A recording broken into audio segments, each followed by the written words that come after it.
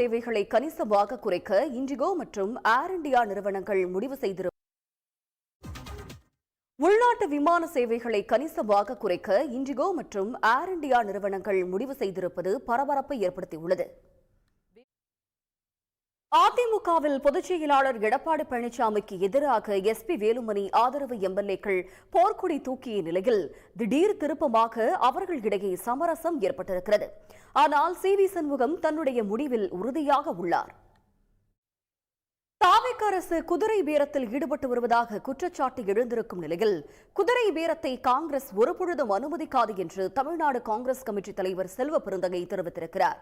சென்னை சத்தியமூர்த்தி பவனில் செய்தியாளர்கள் மத்தியில் பேசிய அவர் இதனை தெரிவித்தார்.